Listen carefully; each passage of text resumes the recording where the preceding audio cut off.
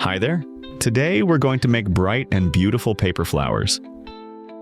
Quick, easy, and fun. Here's what you'll need. Colorful sheets of your favorite paper, scissors, glue or a glue stick. Just follow the step-by-step instructions and in just a few minutes you'll have your own charming paper flowers. This craft is perfect for kids. It's a fun way to develop fine motor skills and creativity. Home decor, these flowers can brighten up any shelf, desk, or wall, gifts.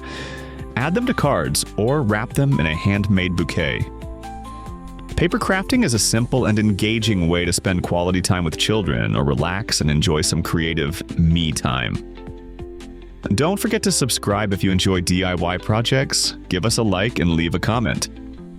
Which flower was your favorite? What kind of crafts would you love to see next? Your support means the world to us and keeps us inspired to create more.